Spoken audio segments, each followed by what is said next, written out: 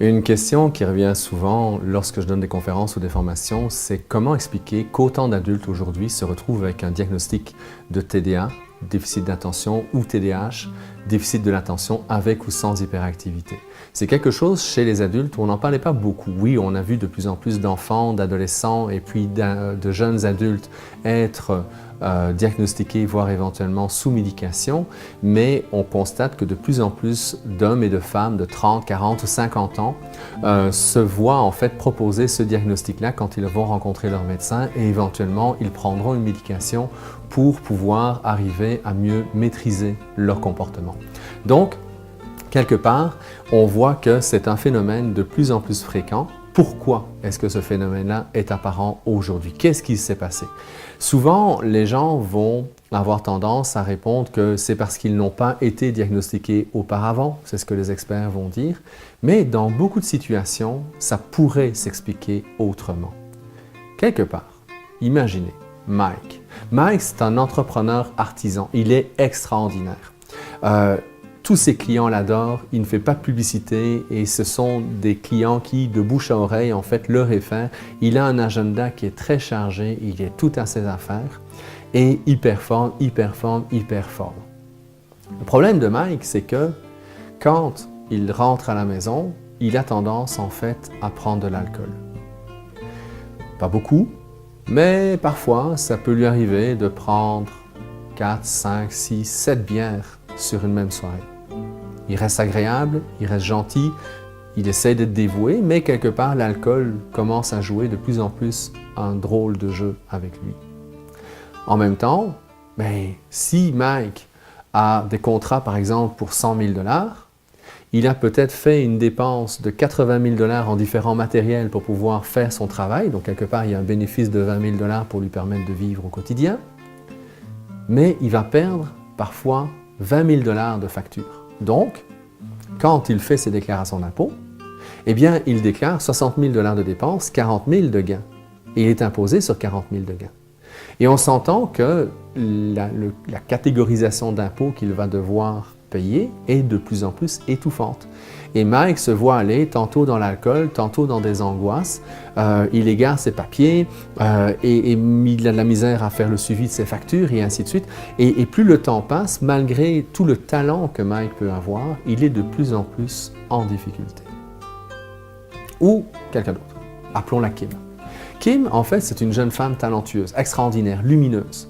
C'est une fille champagne, dans le sens que tout son talent, elle est très elle est capable de pouvoir bien expliquer, exprimer tout ce qu'elle ressent, ce qu'elle vit, et ainsi de suite. Et alors elle parle, elle parle, elle parle, elle parle, elle parle sans arrêt. Elle parle sans arrêt à tel point, c'est que même quand elle est avec une amie ou avec un copain, eh bien, il n'y a aucune place pour l'autre, parce qu'elle parle non-stop. Elle a la difficulté, elle passe d'une idée à l'autre, elle parle, elle parle, elle parle. Continuellement. Ou un troisième cas, Alex. Alex, c'est un gars performant, comme Mike. Mais lui, son comportement va être un peu différent, dans le sens que il est à son affaire quand il est à son bureau, il est à son affaire quand il est papa, il est à son affaire quand il est en train de faire du sport, et il performe. Dans tout ce qu'il fait, il performe. Puis comme c'est un ancien athlète, c'est certain qu'il a appris à performer. Sauf que, de temps en temps, notre ami Alex a de plus en plus de difficultés à pouvoir gérer les choses et il a des grands moments de déprime. Donc il va alterner par des situations où il performe, il est courageux, il est optimal dans tout ce qu'il fait, avec des périodes dans lesquelles il est de plus en plus déprimé et c'est là qu'il va oublier son téléphone, il va oublier ceci, il va oublier cela, on lui demande de rapporter quelque chose après son travail, il l'oublie, donc ça veut dire que ça va amener éventuellement des chicanes à la maison. Bref, malgré sa capacité de performer, il y a toujours une période dans laquelle il est vraiment ajusté et d'autres moments où il est très déprimé. Alors, quelque part, ces trois cas illustrent un petit peu le type de personnes qui vont se retrouver tôt ou tard chez leur médecin.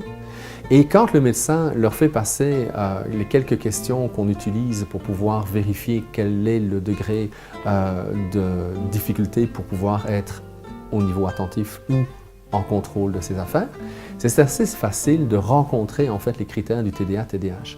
Et le médecin va lui proposer éventuellement, à l'un comme à l'autre, la petite molécule qu'on appelle un psychostimulant. Ça, c'est dans notre verbiage à nous, mais vous connaissez probablement sous le nom de Ritalin, Vivance, Concerta, Adderall et autres. Bref, ce sont des molécules qui vont faire en sorte que le comportement va être contentionné et qui vont aider la personne à fonctionner tous les jours. C'est une manière de voir les choses et peut-être que c'est pour ces personnes-là, c'est la meilleure des choses à faire. Sauf que, est-ce qu'en prenant un médicament, on répond vraiment aux besoins en termes de développement de la personne? Ce n'est pas parce que le médecin propose un médicament que nécessairement ça répond à son besoin. Oui, peut-être a besoin de contrôler ses comportements et peut-être que pendant un certain temps, oui, il va être utile de pouvoir arriver à mieux gérer sa vie pour pouvoir éventuellement développer des ressources. Mais si la personne part dans l'idée qu'il a un TDA, un TDAH, que c'est neurologique, que c'est génétique et qu'il ne peut pas vraiment rien faire, en fait qu'il explique toutes les difficultés qu'il a dans sa vie parce qu'on n'avait pas diagnostiqué avant, va-t-il mettre en place d'autres choses pour pouvoir arriver à vivre une vie plus heureuse et plus sereine? En fait, quelque part, notre société est en train de changer. Elle va tellement vite, elle se complexifie de telle manière que pour la plupart des adultes, c'est déjà difficile pour les enfants et les adolescents, mais même les adultes aujourd'hui se retrouvent accablés, envahis par une charge mentale. Alors c'est certain qu'on va la voir un peu plus présente chez madame que chez monsieur, mais c'est tout simplement parce que c'est une manière différente de gérer le stress et l'anxiété chez l'un comme chez l'autre, de par la testostérone et le mode chasseur de l'homme, il est plus en mode solution, un peu plus pragmatique, alors que la madame va avoir plus de difficultés à pouvoir arriver à se déposer parce qu'elle pense à tout, et ça devient envahissant. La charge mentale est quelque chose de plus en plus présent et de mieux en mieux compris. C'est ça l'avantage. Quelque part, quand vous avez un enfant qui doit faire des gros efforts pour se concentrer toute la journée, eh bien, sa charge mentale, elle est de plus en plus importante. Pourquoi? Parce qu'il utilise les ressources cognitives pour être capable de faire sa tâche. Mais il l'utilise à un moment où son cerveau n'est peut-être pas encore suffisamment développé que pour lui permettre de pouvoir gérer ce qui se passe.